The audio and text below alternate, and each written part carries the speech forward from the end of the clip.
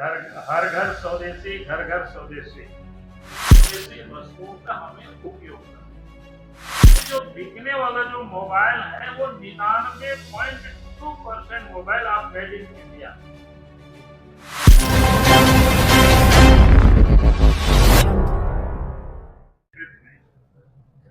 Make in India आत्मनिर्भर Bharat mission के माध्यम से अनेकों क्षेत्रों में जो निर्माण का काम चल रहा है, इससे केंद्र यानी देश की जो प्रतिष्ठा, देश की जो सम्मान है वो दुनिया भर में बढ़ गई। अपने दैनिक जीवन में स्वदेशी उत्पाद अपनाकर और भारतीय उद्यमियों तथा कारीगरों का समर्थन करके हम एक मजबूत और आत्मनिर्भर भारत के निर्माण में योगदान दे सकते हैं। आइए इस जन आंदोलन में करोड़ों भारतीयों के साथ मिलकर स्वदेशी अपनाएं, देश को आत्मनिर्भर बनाएं। आप सबको ध्यान में है कि देश के प्रधानमंत्री आदरणीय नरेंद्र मोदी जी ने देश के सामने एक माइलस्टोन फिक्स कर दिया है कि भाई 2047 तक भारत को हमें विकसित भारत बनाना है। और विकसित भारत बनाने के लिए स्वदेशी का उपयोग आवश्यक है। यानी स्वदेशी के बिना हम विकसित भारत की कल्पना नहीं कर सकते। और स्वदेशी को लेकर के आग्रह आज नहीं बल्कि स्वतंत्रता के पूर्व से ही ये चलते रहा। 1905 में भी बाल गंगाधर तिलक, बिपिन चंद्र पाल, अरविंद घोष, लाला लाजपत जैसे नेताओं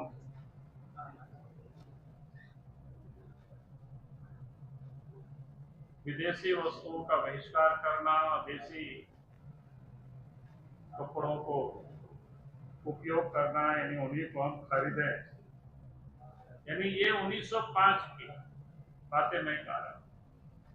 यानी आंदोलन बहुत पुरानी। और गांधी जी ने तो आंदोलन का प्रतीक, चाहे चंपारण की यात्रा हो, चाहे साबरमती से डंडी यात्रा हो, समुद्र तक जो नमक बनाने का, चाहे आप सबको ध्यान में होगा कि वो तो अपना प्रतीक ही बनाए थे, हथियार ही बनाए थे, चरखा और हस्तकरघा। तो कहने का अर्थ है कि ये स्वदेशी आंदोलन आज का नहीं है, ये वर्षों स्वतंत्रता के पूर्व से चल रहा है। क्योंकि उस समय भी लोगों को पता था कि भारत को अगर विकसित भारत बनाना है तो भारत को अपने पैरों पर खड़ा होना। इसलिए भारत की अतीत को अगर हम सब समझेंगे तो मौर्य काल में, यानी ईसा से भी 125 साल पहले पूर्व, विश्व की अर्थव्यवस्था में भारत की जो जीडीपी था 33% योगदान था। यानी आप सोच सकते हो कितना बड़ा योगदान भारत का था विश्व में। और इसलिए भारतवर्ष सोने की चिड़िया भी कहा जाता था। और उसी कारण से भारतवर्ष में दुनिया भर के जो आतंकवादी थे, आक्रांता थे, भारत को लूटने के लिए लोग आए। उसके बाद भी 16वीं शताब्दी तक भारत की जो अर्थव्यवस्था में भी 24.4% का योगदान था। तो ये आप तो सोच सकते हो किस प्रकार से। और अंग्रेज आने के बाद जो ब्रिटेन में लोगों की जो ब्रिटेन की जो जीडीपी थी उस समय भारत में जो प्रति व्यक्ति जीडीपी उस समय था, वो ब्रिटेन से भी वो 60% अधिक। यानी हमारा देश इतनी संपन्न होने के बाद हम जब गुलाम हुए तो 200 वर्षों तक अंग्रेज ने भी राज किया। तो हम सबको पता है कि इस प्रकार से एक तरफ जहां यूरोप में औद्योगिक क्रांति हुई और भारत गुलाम था, तो वहां से बनी हुई वस्तुओं को देश के अंदर में उन्होंने डंप किया और यहाँ से कच्चे माल को ले गया। वो सब कहानी किस्सा आप सबको पता है। उस कारण से देश धीरे धीरे धीरे धीरे जब 200 वर्षों की गुलामी के कालखंड में और जब देश स्वतंत्र हुआ तो भारत की जीडीपी मात्र 4% रह गया विश्व के। आप सोच सकते हो, उसके बाद भी आजाद भारत में धीरे धीरे काफी कम हुआ। उसका एकमात्र कारण था हमारी निर्भरता विदेशी वस्तुओं पर अधिक बढ़ती चली गई और इस कारण से देश पिछड़ता चला गया। यानी भारत की पूंजी बाहर गया, भारत के बेकार बेरोजगार नौजवान भी बाहर की ओर पलायन किया, देश में बेरोजगारी की समस्याएं भी बढ़ती चली गई। और इसलिए देश के प्रधानमंत्री नरेंद्र मोदी जी ने बार बार इस बात को कहा कि भारत को 2047 तक हमें विकसित भारत बनाना है। तो ये संकल्प लेना होगा कि हर घर स्वदेशी और घर घर स्वदेशी, अधिक से अधिक स्वदेशी वस्तुओं का हमें उपयोग करना। स्वदेशी से देश के प्रधानमंत्री ने कई बार कहा है, सार्वजनिक रूप से कहा है,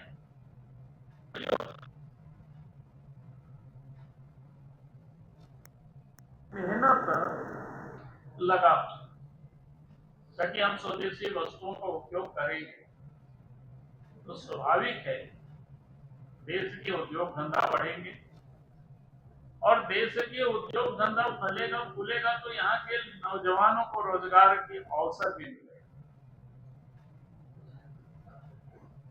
इसलिए ये अभियान भारतीय जनता पार्टी ने शुरू की है। उसमें से कुछ चीजों को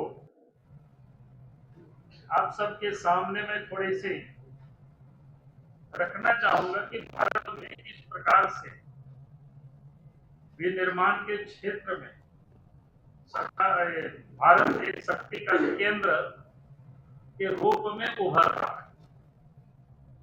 यदि मोबाइल्स को ही लेंगे जो हम सब उपयोग करते हैं तो 2014 में भारत वर्ष में मात्र उसका 2 यूनिट था।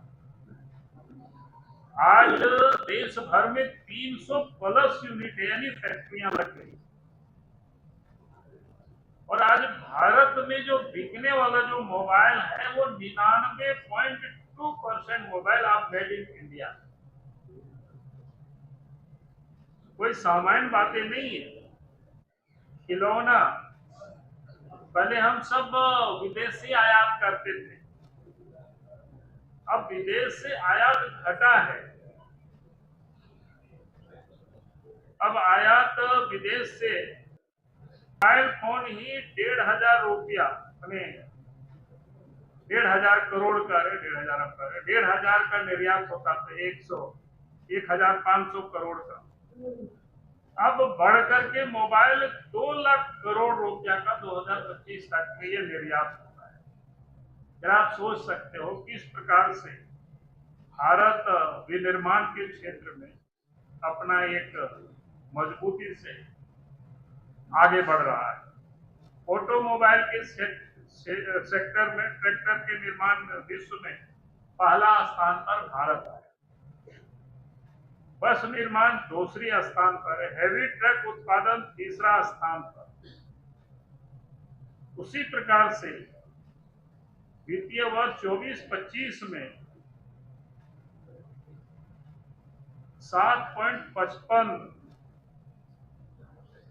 से 7.65 लाख पैसेंजर व्हीकल्स यूनिट्स का निर्यात हुआ है भारतवर्ष, जो तय साल 24 में 6.72 यूनिट से बढ़कर के आज 12 से 14 यानी प्रतिशत की बढ़ोतरी हुई है पहले के तुलना में।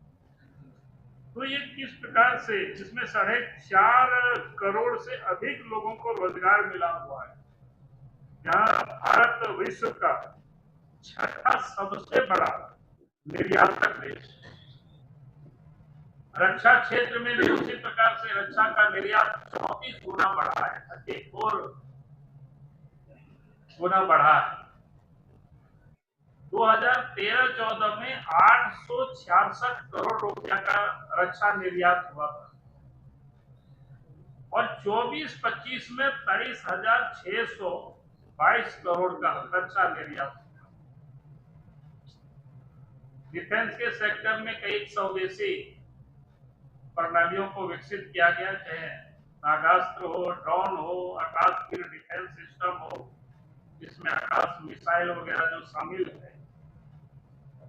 फार्मा और बायोटेक में भी दुनिया की फार्मेसी आज विश्व के जेनेरिक दवाओं का 20% और वैश्विक वैक्सीन का 60% भारत दुनिया को सप्लाई करता है। भारत का निर्यात आज 200 से अधिक देशों में है। इसमें यूएस को ही 40% और यूके को 25% दवाएं भारत से ही जाती है। बायोटेक जो स्टार्टअप है 142% की वृद्धि हुई है। उसी प्रकार से डिजिटल इंडिया विकास में आप सबको ध्यान में है ही, जहां 2014 में 25 करोड़ 15 लाख लोग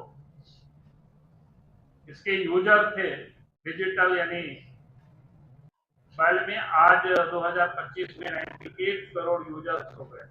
ऑप्टिकल फाइबर उस समय 10 करोड़ किलोमीटर,